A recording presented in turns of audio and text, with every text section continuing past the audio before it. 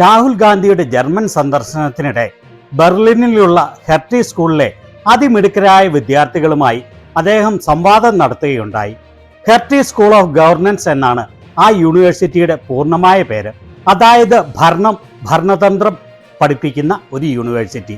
Bachelor's degree മുതൽ doctorate degree വരെയുള്ള എല്ലാ ഡിഗ്രികളും അവാർഡ് ചെയ്യുന്ന ഒരു ഉന്നതമായ യൂണിവേഴ്സിറ്റി. അവിടെ പഠിക്കുന്ന വിദ്യാർത്ഥികൾ ഭാവിയിൽ വിവിധ രാജ്യങ്ങളുടെ ഭരണവും ഭരണയന്ത്രങ്ങളും നിയന്ത്രിക്കാൻ പോകുന്ന ആളുകളാണ്. അതിനാൽ തന്നെ സാധാരണയിൽ നിന്ന് വ്യത്യസ്തമായി ഇംഗ്ലീഷാണ് അവിടുത്തെ അധ്യയന ഭാഷ.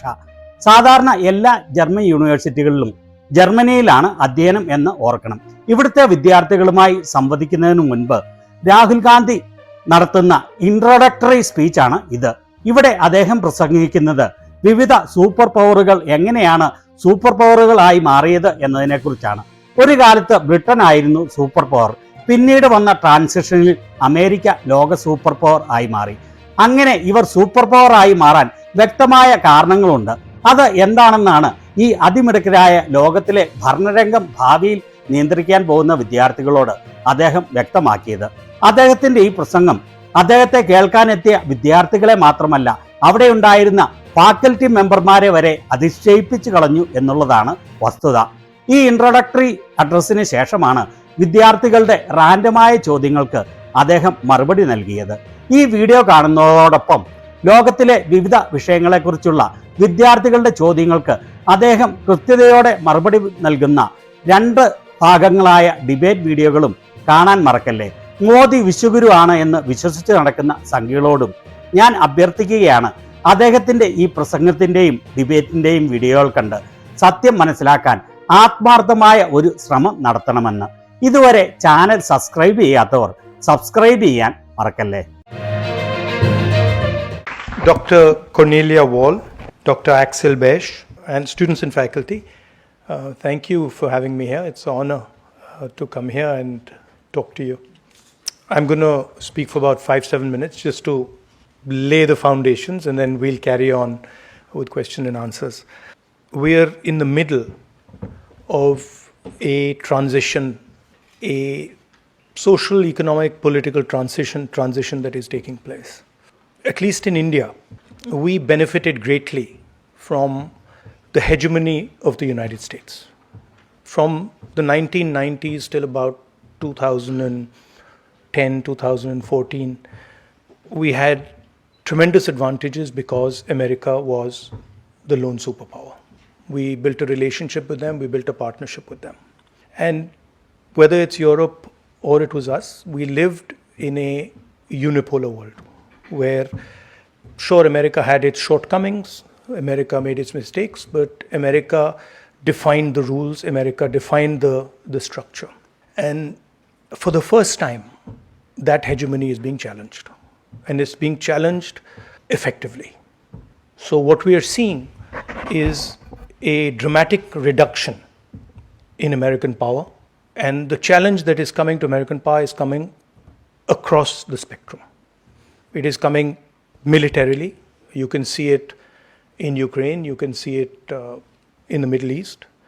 It's coming economically, financially. There is a challenge being posed on the US dollar, the financial system. And it's pretty clear that the challenges are not to be wished away. At the same time, the United States is struggling internally and almost walking away from its earlier position. And that is really where we're sitting right now. Superpowers are built on energy transitions. Okay, so when you change the way you move, when you change the energy system that you use, that's when superpowers arise. So if you look at the British, they were essentially a coal and a steam engine superpower. There was a transition to petrol and the internal combustion engine. The Americans dominated that. And now we are transitioning to the electric motor, to the battery, and the Chinese are trying to dominate that. In fact, they are dominating that. And it was very interesting for me to see. I went to the BMW factory yesterday and I could see that. I could see that BMW as a company was being torn by these two different types of mobility. The past of BMW is in the internal combustion engine. Their entire plant is designed for the internal combustion engine, and then they are now trying to reshape themselves to build electric cars, build electric motors, etc. And you can see that that is just literally tearing the factory apart. And that is happening in a lot of industries. So really, that's the first question. Who is going to succeed in this transition? How are we going to succeed in this transition? The second big question, which is hurting our politics, is that the West, and to an extent India, have handed over production to the Chinese.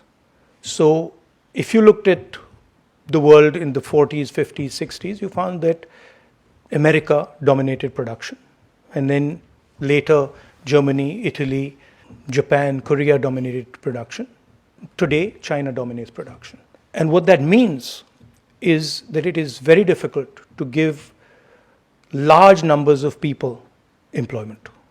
You cannot, country like India, country the scale of India, even country like the United States, even a country like Germany cannot give its people employment based on services.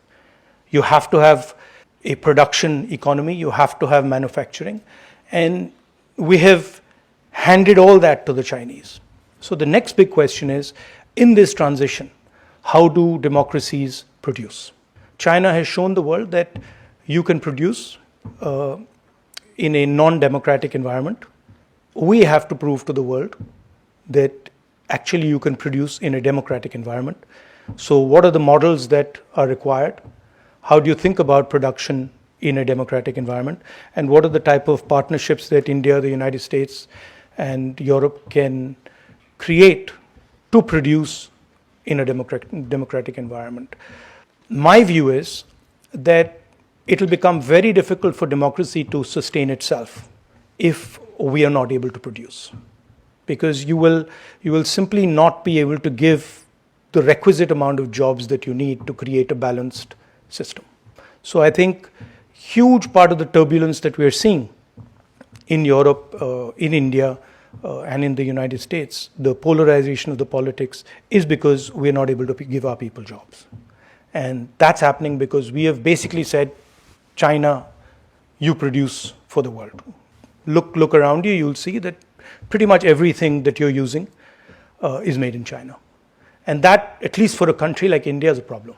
We have the capability to produce, we have the population to produce, we have the cost structure to produce, but we've just not done it.